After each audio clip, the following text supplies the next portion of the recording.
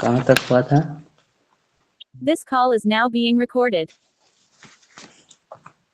बस आसन तक हो गया था, उससे आगे करना है आज। जी।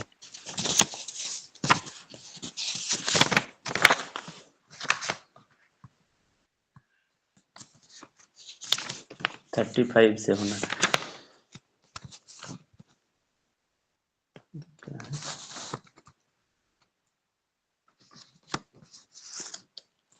इसमें कहा गया है कि 33 में चतुराशीति आसनानि शिवेन कथितानि च तेभ्यश्चतुष्कमादाय सारभूतं ब्रवीम्यहम्।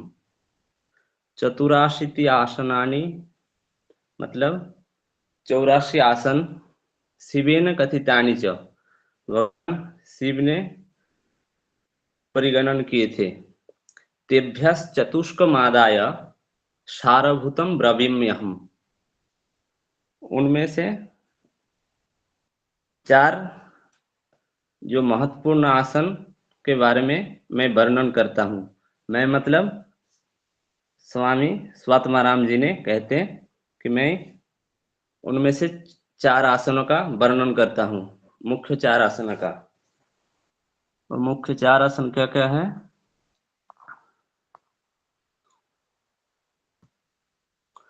सिद्धम पद्मम तथा सिंहम भद्रम चेति चतुष्टयम श्रेष्ठम तत्रापि च सुखे तिष्ठेत सिद्धासने सदा। सिद्धासन, पद्मासन, सिंहासन, भद्रासन, ये 4 आसन मुख्य है। श्रेष्ठम तत्रापि च सुखे तिष्ठेत सिद्धासने सदा, उनमें भी श्रेष्ठ है सिद्धासन, जिसका अभ्यास सभी समय सुख पूर्वक करना चाहिए। सिद्धासन, पद्मासन, सिंहासन और भद्रासन, ये 4 प्रमुख आसन हैं। उनमें भी सिद्धासन श्रेष्ठ है। ठीक है। इससे पहले सभी आसनों में अग्रगण्य कौन सा आसन देखे थे, याद है? पश्चिमोत्तान। हाँ, उसमें कहा था कि यदि पश्चिमोत्तानासन अग्रम, सभी आसनों में अग्रगण्य था पश्चिमोत्तानासन। इसमें कहता है कि श्रेष्ठ सिद्धासन को श्रेष्ठ आसन कहता है।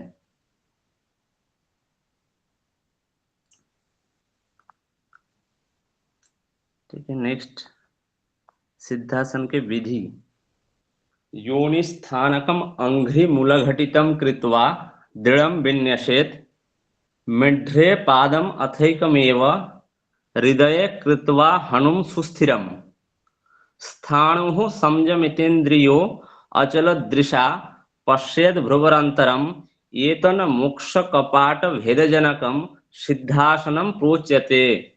योनिस्थानकम अंघ्रिमूलघटितम मतलब पांव के एड़ी को शिवनी में अच्छे से लगाना है। घटितम कृत्वा दृढ़म विन्यसेत्, दृढ़म मतलब अच्छी तरह लगाना है। मेढ्रे पादम अथैकमेव हृदय कृत्वा हनुम सुस्थिरम, और दूसरे पैर को जननेंद्रिय के ऊपर दृढ़ता से रखना है। मेढ्रे पादम अथैकमेव हृदय कृत्वा हनुम सुस्थिरम, और चीन को हृदय प्रदेश में अच्छी तरह से स्थापित करना है। स्थाणुः संयमितेन्द्रियो अचलदृशा पश्येद् भ्रुवरन्तरम्, और इंद्रियों को संयमित कर भ्रू मध्य दृष्टि रखना है। एतन् मोक्ष कपाट भेदजनकम, ये आसन मोक्ष द्वार को भेदन करने वाला है। सिद्धासनम प्रोच्यते, इसे सिद्धासन कहलाता है। ठीक है। तो सिद्धासन क्या करते हैं? मोक्ष द्वार को भेदन करने वाला आसन है। यदि क्वेश्चन आया मोक्षद्वार को भेदन करने वाला आसन कौन सा है, ये सिद्धासन। एतन मोक्ष कपाट भेद जनकम सिद्धासनम प्रोच्यते, इसे सिद्धासन कहा जाता है। नेक्स्ट श्लोक है कि मेढ्रादुपरि विन्यस्य सव्यम गुल्फम तथोपरि गुल्फांतरम च निक्षिप्य सिद्धासनम इदम भवेत्। और दूसरे मत के अनुसार लिंग के ऊपर बाएं पैर के एड़ी को और उसके ऊपर दूसरे पैर के एड़ी को रखना, इसे सिद्धासन कहता है। एक दूसरा मत है।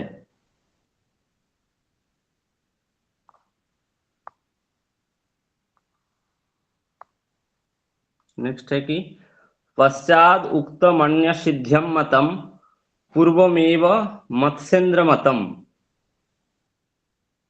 ये बाद में कहा गया मत दूसरे सिद्ध योगी का है। पहले वाला जो बताया ये है मत्स्येंद्रनाथ के मत।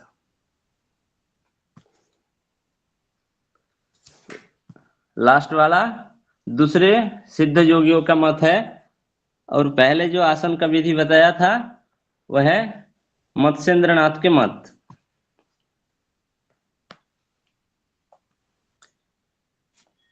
फिर सिद्धासन के क्या क्या नाम है, कहते कि एतत् सिद्धासनम प्राहु अन्ये वज्रासनम विदुहु मुक्तासनम वदन्ते के प्राहु गुप्तासनम परे। एतत् सिद्धासनम प्राहु, इसे कोई लोग सिद्धासन कहते हैं। अन्य वज्रासनम विदुहु, कुछ दूसरे लोग इसे वज्रासन भी कहते हैं। मुक्तासनम वदन्ते के प्राहुर गुप्तासनम परे, और कुछ लोग इसे मुक्तासन कहते हैं, दूसरे कुछ लोग इसे गुप्तासन भी कहते हैं। तो सिद्धासन के क्या क्या नाम देखें, सिद्धासन, वज्रासन, मुक्तासन और गुप्तासन। ठीक है, सिद्धासन, वज्रासन, मुक्तासन, गुप्तासन।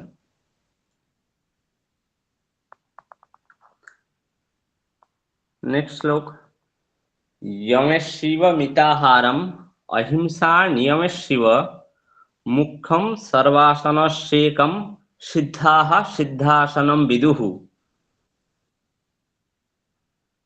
यमेशिव मिताहार, जिस प्रकार यम में मिताहार को और अहिंसा नियमेशिव, नियमों में अहिंसा श्रेष्ठ है।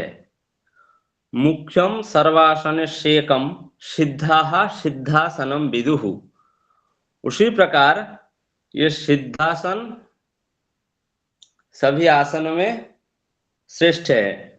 जैसे कि यमों में मिताहार को श्रेष्ठ कहा गया है और नियमों में अहिंसा को श्रेष्ठ कहा गया है, उसी प्रकार सभी आसनों में सिद्धासन को श्रेष्ठ कहा गया है।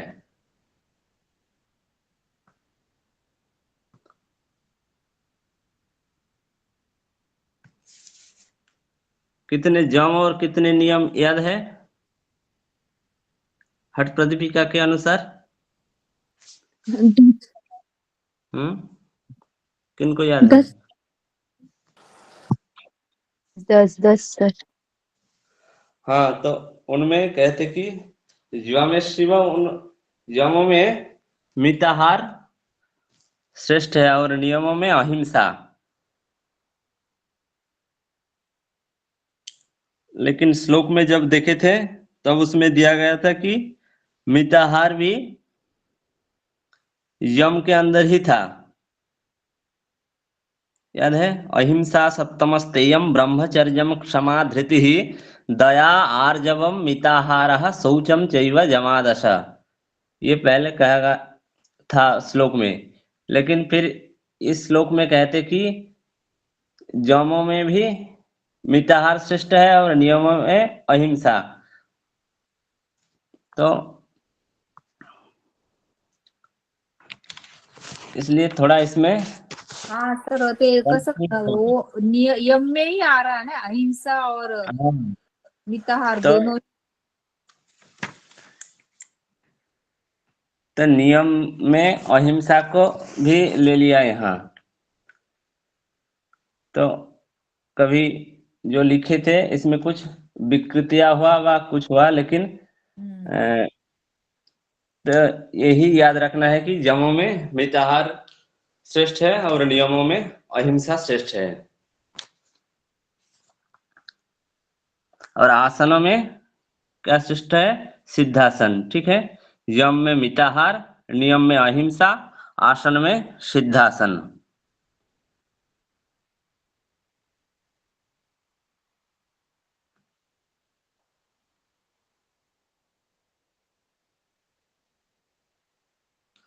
चतुराशीति, नेक्स्ट श्लोक। चतुराशीति पीठेषु सिद्धमेव सदाभ्यसेत् द्वासप्तति सहस्राणं नाणीनां मलशोधनम। चतुराशीति पीठेषु मतलब 84 आसनों में सिद्धमेव सदाभ्यसेत्, 84 आसनों में से सिद्धासन को ही सर्वदा अभ्यास करना चाहिए। द्वासप्तति सहस्राणाम नाड़ीनाम मलशोधनम। हमारे शरीर में 72,000 जो नाड़ियां है, योग शास्त्र के अनुसार ये सिद्धासन 72,000 नाड़ियों का मल शोधन करता है। सिद्धासन का लाभ क्या है? द्वासप्तति सहस्राणम नाड़ीनाम मलशोधनम। 72,000 नाड़ियों का मल शोधन होता है सिद्धासन के द्वारा। और इससे पहले और क्या लाभ देखे? एतन मोक्ष कपाट भेदजनकम। ये सिद्धासन मोक्ष द्वार को भेदन करने वाला है। फिर कहते कि द्वासप्तति सहस्राणाम नाड़ीनाम मलशोधनम। सिद्धासन 72,000 नाड़ियों का मल शोधन करते हैं।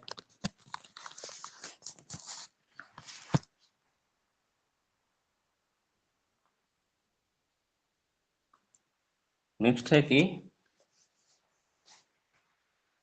आत्मध्यायी मिताहारी यावद 12 वत्सरम सदा सिद्धासनाभ्यासाद योगी निष्पत्तिमाप्नुयात् किमन्यैः बहुभिः पीठैः सिद्धे सिद्धासने सति।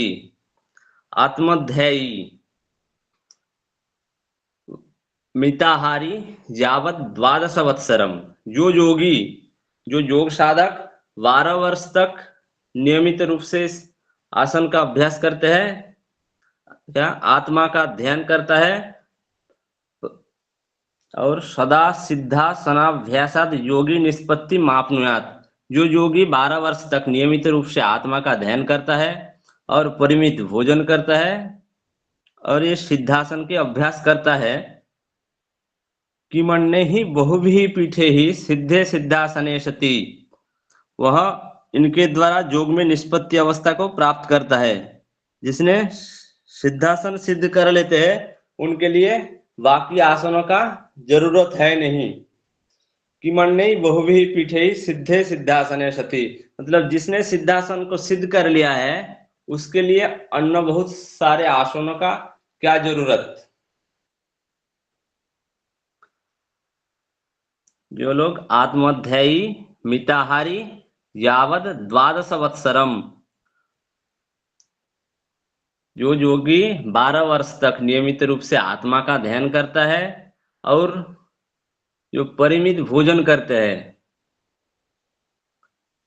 एवं सिद्धासन के अभ्यास करते हैं, तो इनके द्वारा ही उनको योग में निष्पत्ति या मोक्ष मिल जाता है। उनको बाकी सारे आसनों का जरूरत है नहीं।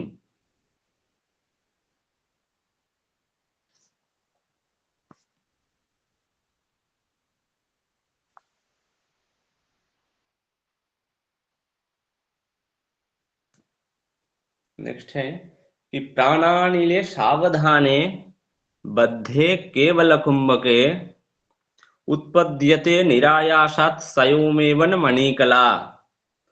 प्राणानिले सावधाने बद्धे केवल केवल कुंभके, जब प्राणवायु नियंत्रित होकर केवल कुंभक की अवस्था प्राप्त हो तब उत्पद्यते निरायासात् सयोमेवन मणिकला।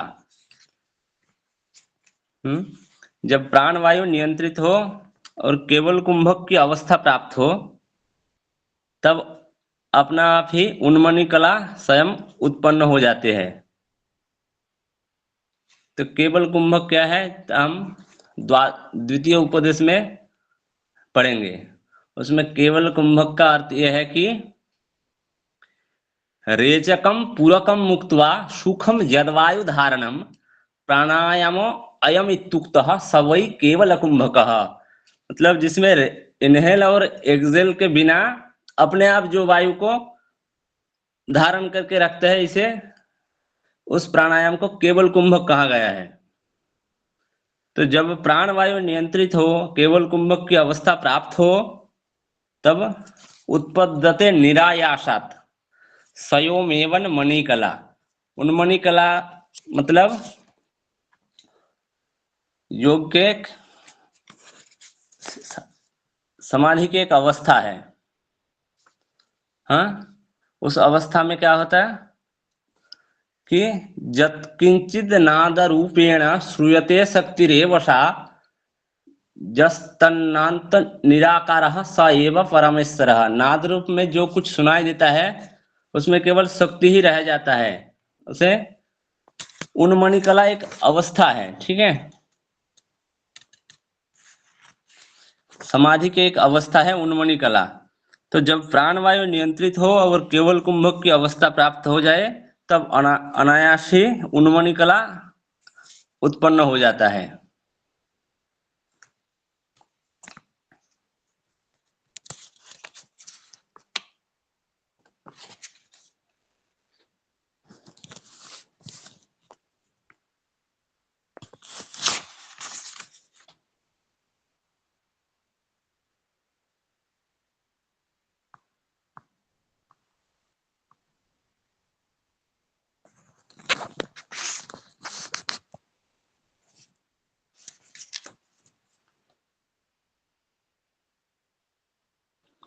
तथैकस्मिन्नेव दृढ़े बद्धे सिद्धासने सदा बंधत्रयम् अनायासात् स्वयमेव उपजायते।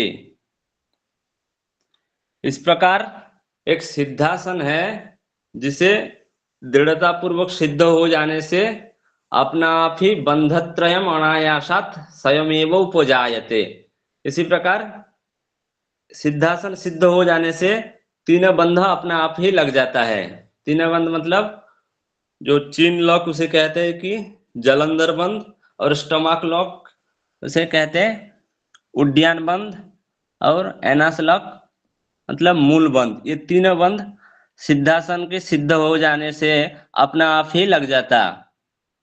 बंधत्रयम् अनायासात्, अनायास ही ये तीन बंध लग जाता है जिनको सिद्धासन सिद्ध हो जाता है।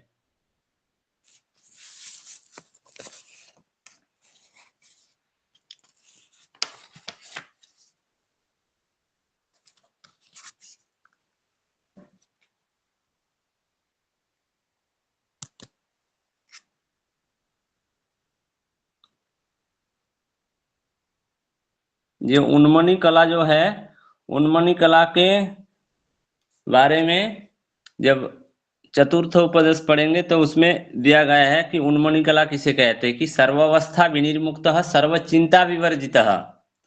जो ये अवस्था जो है उसमें सभी प्रकार के सभी अवस्थाओं से मुक्त हो जाता है योगी, और सभी चिंताओं से दूर हो जाता है। और क्या होता है कि मृतवत तिष्ठते योगी स मुक्तो नात्र संशयः।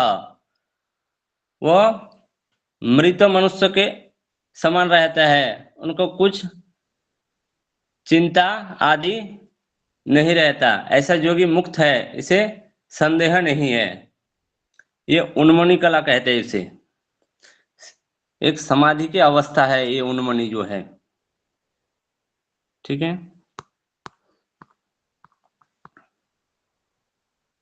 नेक्स्ट श्लोक। न आसनम सिद्ध सदृशम, न आसनम सिद्ध सदृशम, न कुंभः केवलोपमः, न खेचरी समा मुद्रा, न नाद सदृशो लयः। न आसनम सिद्ध सदृशम मतलब सिद्धासन के समान कोई आसन है नहीं। न कुंभ हो केवलोपमः, और केवल कुंभक के समान कोई कुंभक है ही नहीं। न खेचरी समा मुद्रा, खेचरी के समान कोई मुद्रा। न नाद सदृशो लयः, और नाद के समान कोई लय नहीं है। समझ गए?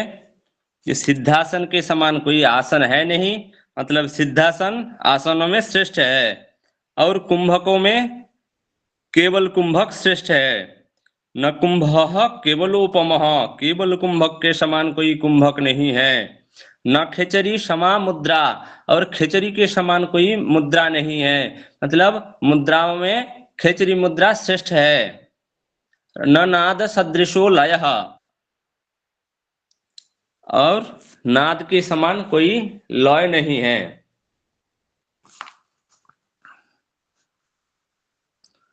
नेक्स्ट है पद्मासन। ये पद्मासन कैसे किया जाता?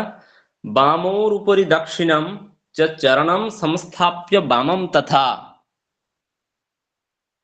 दक्षोर उपरि पश्चिमेन विधिना धृत्वा कराभ्याम दृढ़म अंगुष्ठो हृदये निधाय चिबुकम नासाग्रम आलोकयेत् एतद् व्याधि विनाशकारी यमिनाम पद्मासनम प्रोच्यते। वाम और ऊपरी दक्षिणम, मतलब बाएं जंघा के ऊपर दाहिना पैर को, और दाहिने जंघा के ऊपर बाएं पैर को स्थापित करना है। पश्चिमेन धृत्वा कराभ्याम दृढ़म, और दोनों हाथों को पीछे की ओर ले जाकर दाहिने हाथ से दाहिने पैर का अंगूठा को पकड़ना है, और बाएं हाथ से बाएं पैर का अंगूठा को पकड़ना है। फिर अंगुष्ठो हृदये निधाय, हृदये निधाय चिबुकम नासाग्रम आलोकयेत्, और चीन को लॉक करना है, नासाग्र दृष्टि रखना है। मतलब जो हम लोग बद्ध पद्मासन जो करता हूं, ये बद्ध पद्मासन जैसा, इसे पद्मासन कहते हैं। इसमें ये तत् व्याधि विनाशकारी, यह सभी रोगों को नाशकारी, और यमीनाम पद्मासनम प्रोच्यते, इसे योगियों ने पद्मासन कहते हैं।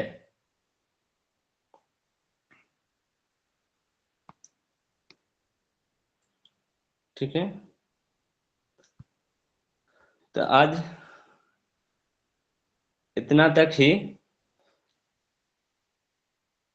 जितने श्लोक देखे इसमें से किसी का कुछ डाउट है, संशय है किसी का? जी सर। सर यहाँ पर चिनलॉक की बात की तो यहाँ पर जालंधर में लगाना है।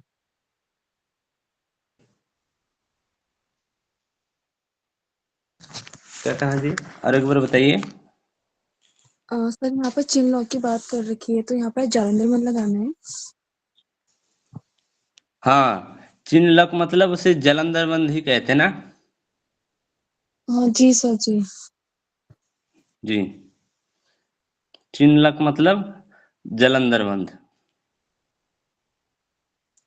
और कुछ डाउट?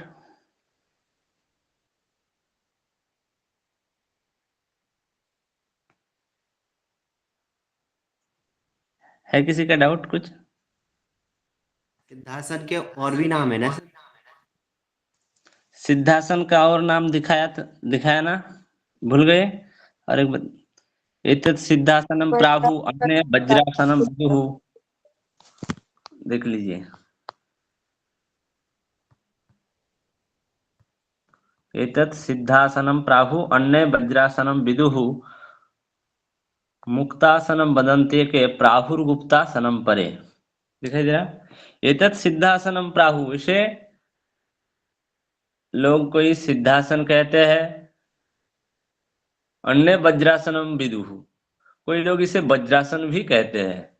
मुक्तासनम वदन्ते के प्राहुर्गुप्तासनम परे, मुक्तासन भी कोई कहते हैं इसे, और गुप्तासन भी कहते हैं। तो इसका नाम क्या क्या हो गया सिद्धासन के? वज्रासन, मुक्तासन, गुप्तासन, इतने पर्यायवाची शब्द है। सिद्धासन के सिनोनिम्स, सिद्धासन, वज्रासन, मुक्तासन, गुप्तासन।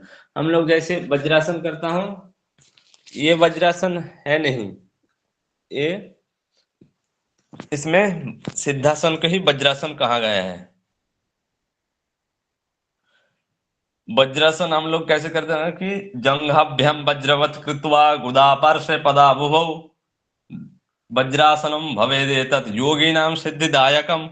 जो वज्रासन कैसे करते हैं, दोनों पैर को फोल्ड करके हिप के नीचे रखते हैं ना, वो है वज्रासन। ये वज्रासन, इसमें सिद्धासन को ही वज्रासन कहा गया है। जैसे नॉर्मली हम लोग करता हूं वज्रासन, ये वज्रासन नहीं है, इसमें सिद्धासन के अपर नाम है वज्रासन, मुक्तासन और गुप्तासन। समझ गए?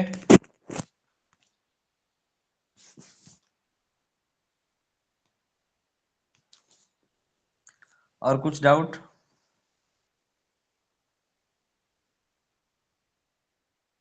डाउट नहीं है? No sir. No sir. ठीक है, तो मैं पूछता हूं, जिनको आता है वो हैंड रेज कीजिए। अभी बताइए,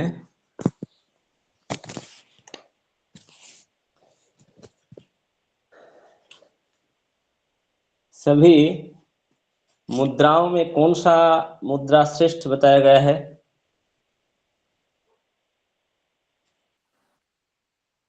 कौन बताएंगे? हैंड रेज किए। सर मैं बताऊं? मैं बता, भूमिका साहू जी पहले बताइए। सर खेचरी मुद्रा सर। हाँ, आप बताइए कि मुद्राओं का वर्णन कौन सा उपदेश में हम लोग देख पाऊंगा?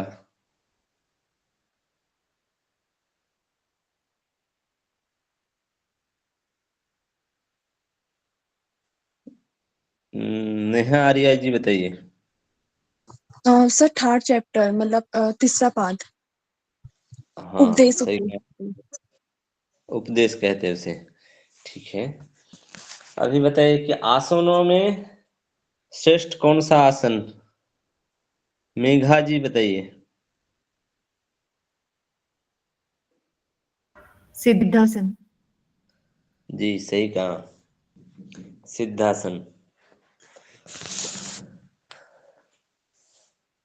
कुंभक में कौन सा कुंभक को श्रेष्ठ माना गया है?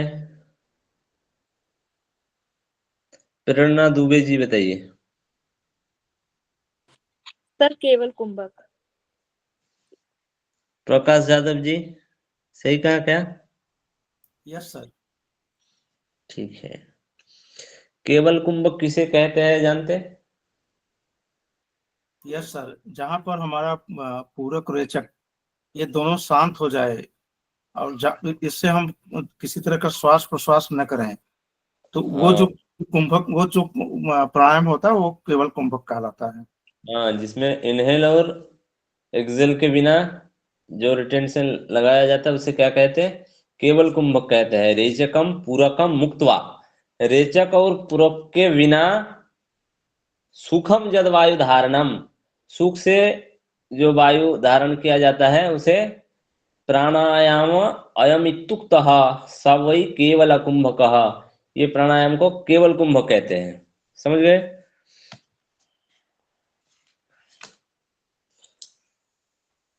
तो हठ प्रदीपिका में कितने आसनों का जिक्र किया गया है? कौन बताएंगे? मंजू जी बताइए।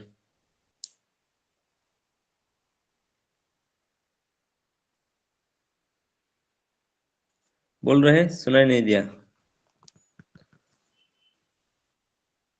मंजू, धर्मेंद्र जी बताइए।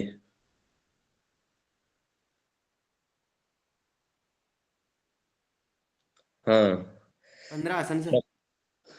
ठीक कहा।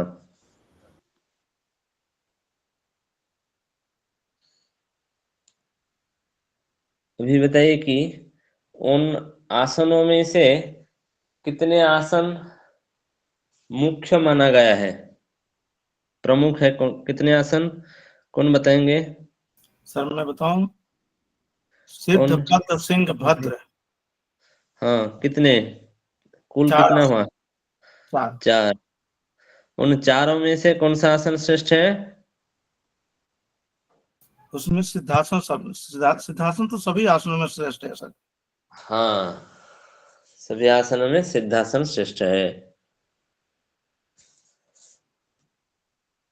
सिद्धासन के लाभ कौन बता पाएंगे?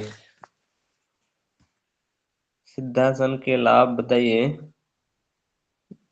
प्रेरणा दुबे जी बताइए।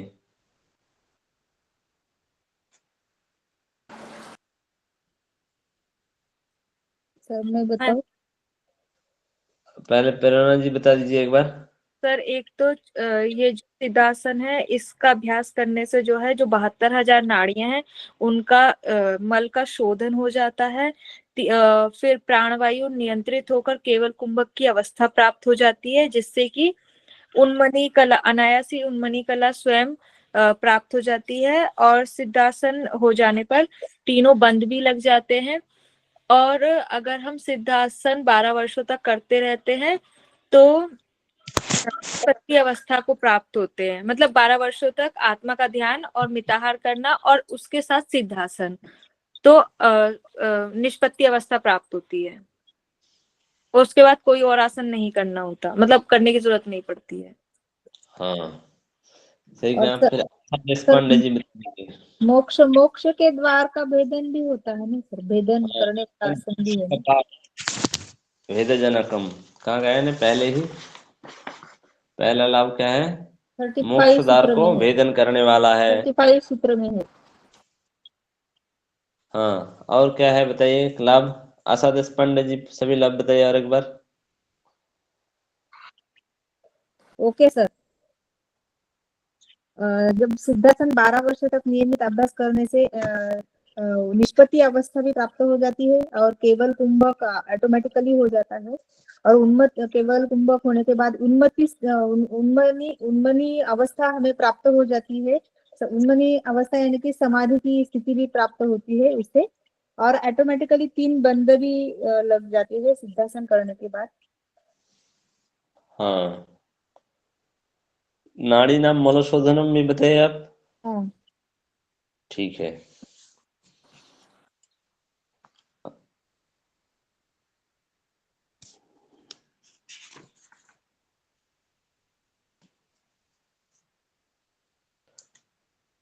और बताइए कि पद्मासन के लाभ कौन बता सकते हैं? जितना तक पढ़े हैं उसमें जितना लाभ दिया गया है कौन बोल पाएंगे? नेहा आर्या जी बताइए पहले, और बाकी लोग भी इधर लिखते रहे चैट बॉक्स में। सर ये सभी व्याधियों को नष्ट करने वाला है और सभी लोग इसको मतलब प्राप्त नहीं कर सकते हैं, मतलब कुछ बुद्धिमान लोग ही इसको प्राप्त कर सकते हैं। उतना तक गया नहीं। हाँ, ठीक कहा आप, लेकिन हम लोग 44 तक रह गया उसमें। जो दुर्लभम येन केनापि धीमता लभ्यते भूमि, उतना तक पढ़ा नहीं आज। ठीक कहा आप। ठीक है। और 10 यमों का नाम किनको याद है? 10 यम, भूमिका जी बताइए। Yes sir. अहिंसा, सत्य, अस्तेय, ब्रह्मचर्य, क्षमा, धृति, दया, आर्जव, मिताहार, शौच। भूमिका जी एक बारी प्लीज थोड़ा सा स्लो स्लो बोल दीजिए, मैं लिख भी लूंगी। अच्छा, अहिंसा, सत्य, अस्तेय, ब्रह्मचर्य, क्षमा, धृति, दया, आर्जव, मिताहार, शौच। अहिंसा, सत्य, अस्तेय, ब्रह्मचर्य, क्षमा, धृति, दया, आर्जवम, मिताहारः, शौचम च एव यमा दशः। ठीक है। सर एक बारी मैं रिपीट कर दूं। हाँ बताइए।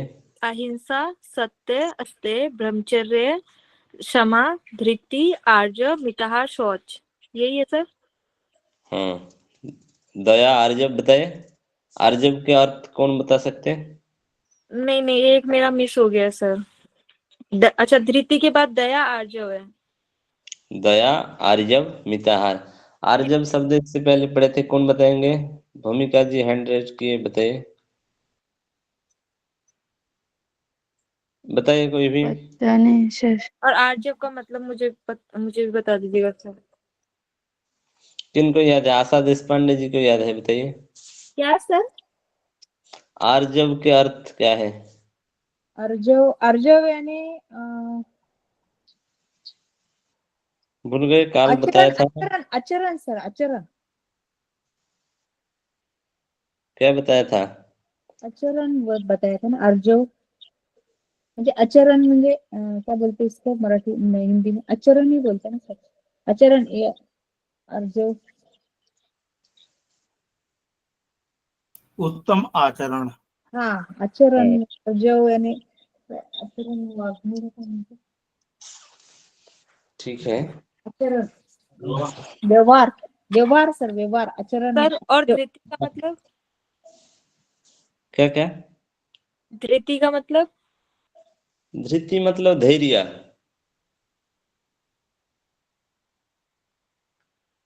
धृति मतलब धैर्य। Okay sir, thank you sir. और बताइए, 15 आसनों का नाम कौन बिना देख के बता सकते हैं? तो हम बताएं? कौन? Sir Neha, sir Neha Arya. बताइए। सर कितना क्या म्यूट हाँ। हो गया? सर स्वस्तिकासन, गोमुखासन, एक मिनट, स्वस्तिकासन, गोमुखासन, वीरासन, कुर्मासन, कुकुटासन, उत्तान कुर्मासन, धनुरासन, मत्स्येंद्रासन, पशुपतानासन, मयूरासन, समासन, सिद्धासन, पद्मासन, सिंहासन और भद्रासन। हाँ, और कौन बोल सकते हैं? सर रत्ना जी बताइए। मैं बोल सकता हूँ सर। बताइए। स्वास्तिक आसन, गोमुख आसन, वीरा आसन, कुर्मा आसन, कुकुटा आसन, उत्तान कुर्मा आसन, धनुरासन, मत्स्येंद्र आसन, पश्चिमोत्तान आसन, मयूरा आसन, शवासन, उसके बाद सिद्ध सिंह, सॉरी सर, सिद्ध पद, सिंह और भद्र। ठीक है, नेक्स्ट बताइए। 10 नियमों का नाम किनको याद है? सर मैं बता सकती हूँ। बताइए। तप, संतोष, अस्तिक्य, दान, ईश्वर पूजन, सिद्धांत वाक्य श्रवण, रीम, मति, ऋतम। श्रीमती च तपोहुतम। तप तप, और तप, तपो। हाँ,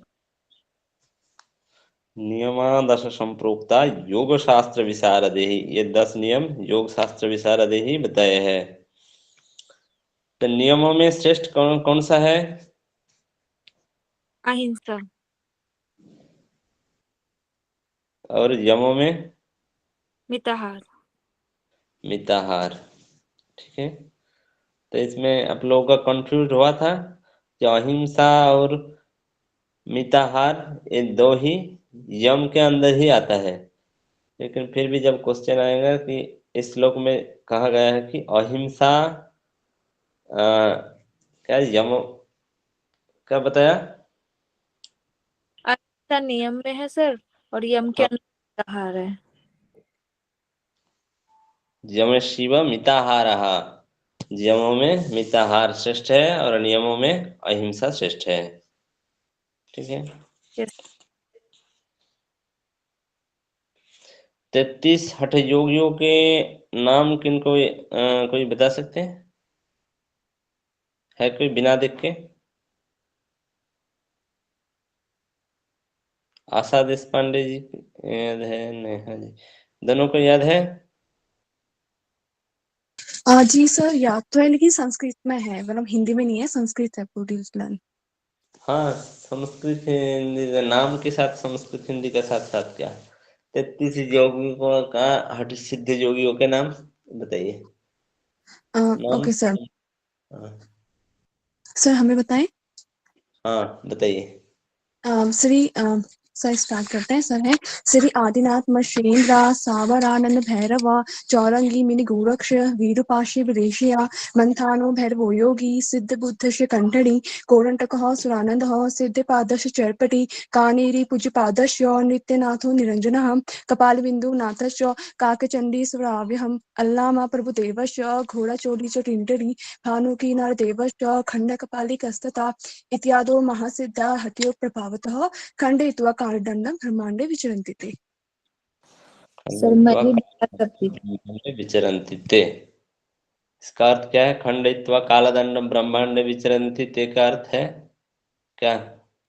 मतलब सर इन्होंने जो काल है उसको भी भस्म, मतलब क्या कहते हैं, मतलब काल को भी इन्होंने अपने, मतलब जो इनका मृत्यु का जो काल है उसको भी ऊपर उड़ गए थे, ऐसे मतलब कुछ है ये। खंडयित्वा कालदंडम, मतलब मृत्यु पर विजय प्राप्त कर ली थी। हाँ, सर मैं एक बार बोलूं। बताइए।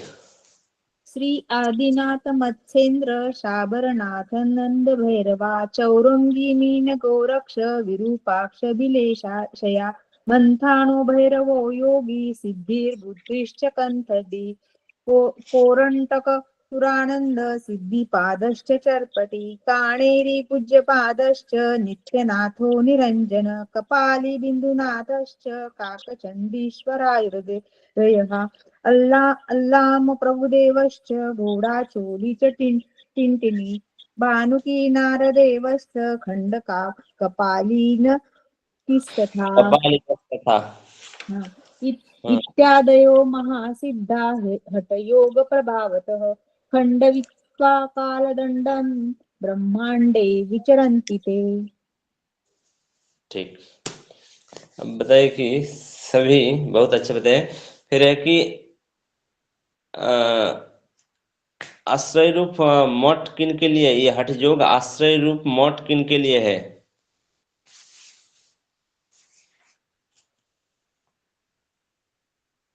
भूमिका जी बताइए।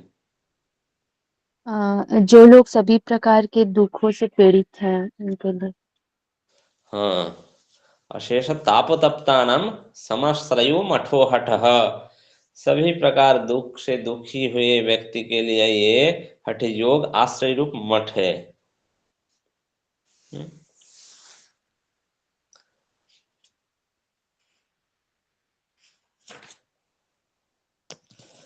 और बताइए कि मठ के लक्षण बता सकते कौन,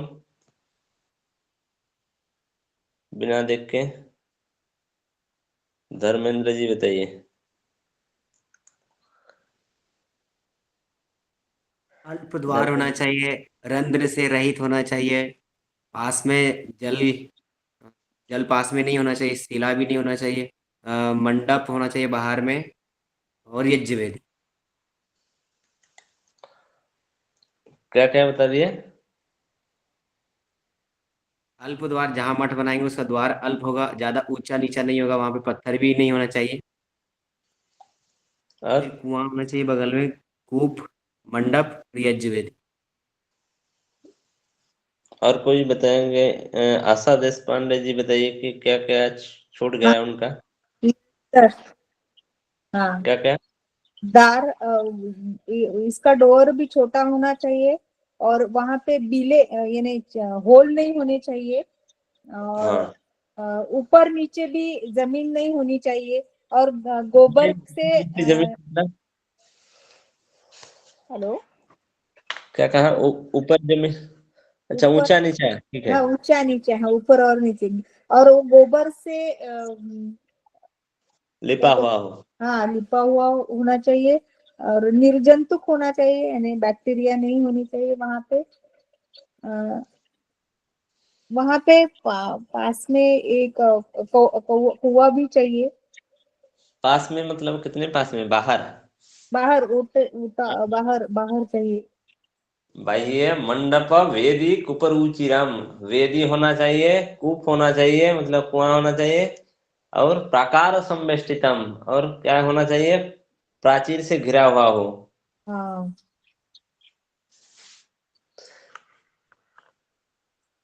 हठ योगी को कैसे स्थान में रहना है, कौन बताएंगे?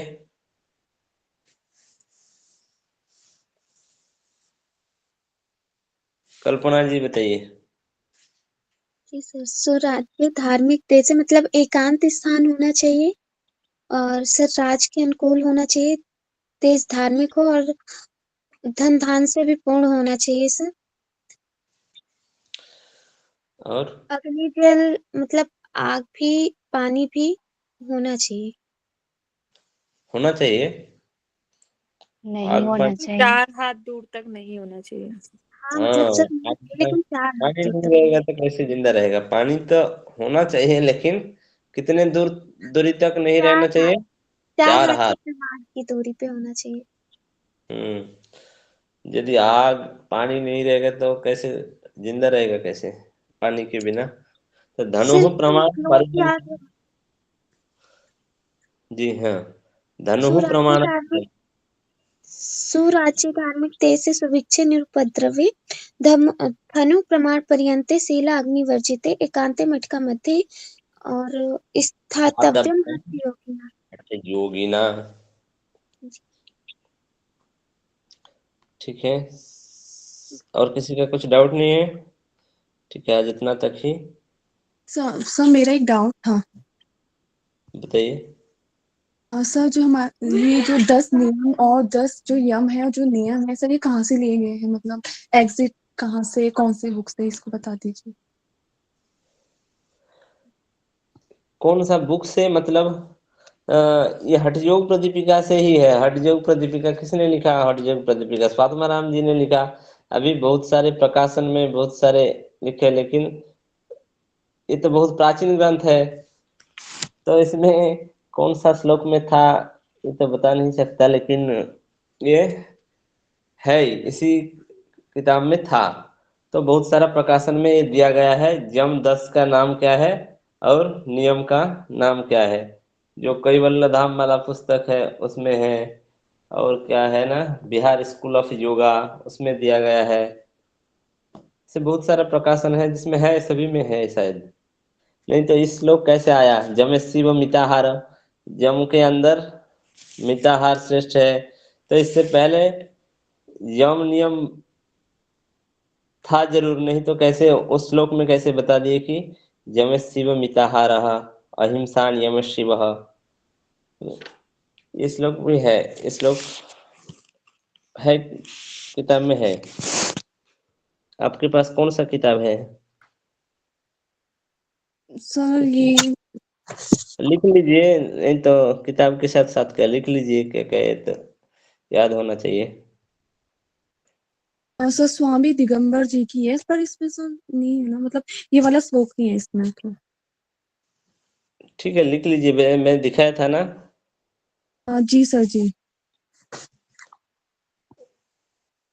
क्या क्या बताया? अहिंसा सत्य अस्तेय ब्रह्मचर्यम क्षमा धृति दया आर्जवम मिताहारः शौचम चैव जमादशः। हो गया, लिख लिया। अहिंसा, सत्य, सत्य, अस्तेय, ब्रह्मचर्य, क्षमा, धृति, दया, आर्जव, मिताहार और शौच। लिख लिए? जी सर जी, थैंक यू सर। और नियम क्या क्या है बताइए, क्या लिख लिए? नियम तप, संतोष, तप आस्तिक्य, हाँ, तप दान। संतोष बताइए। सर तप संतोष अस्तिक्यम, तप संतोष अस्तिक्यम, दान ईश्वरम पूजनम, सिद्धांत वाक्य श्रवण, हेमति च तपोहुतम। हाँ, नियमादर्श संप्रोक्ता योग शास्त्र विशारदे ही। ठीक है, आज इतना तक ही। सभी लोग किसी भी ध्यानात्मक आसन में बैठ जाइए, कमर गर्दन सीधा। एक बार डीप इनहेल और एक्सहेल कीजिए, दोनों हाथ को इंटरलॉक करके गोद के ऊपर रखिए।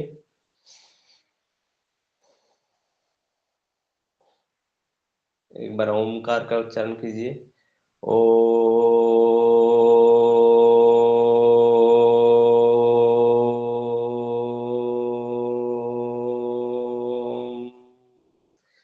साथ शांति मंत्र पाठ कीजिए। सर्वे भवन्तु सुखिनः, सर्वे सन्तु निरामया,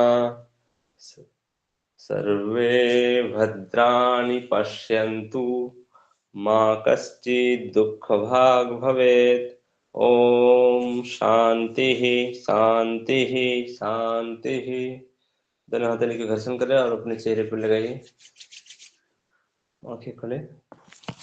सभी को बहुत बहुत धन्यवाद। कल आप लोग क्लास करेंगे।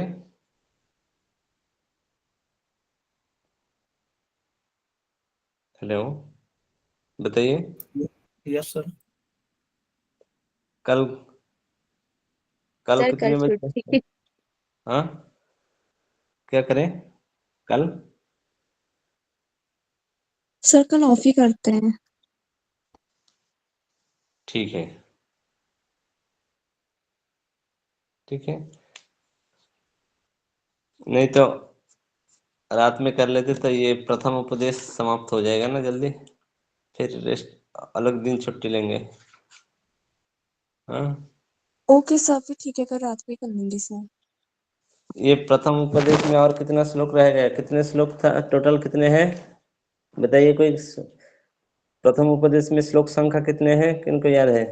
57 है सर ना। हाँ, और तो और कितना तक बाकी है? ज्यादा बाकी है नहीं। 35 हुआ ना सर। 45 से होगा, ठीक है। कल 8 बजे ही करेंगे। हाँ, समस्या नहीं है ना? No sir. ठीक है, अभी आप लोग लेफ्ट हो सकते हैं।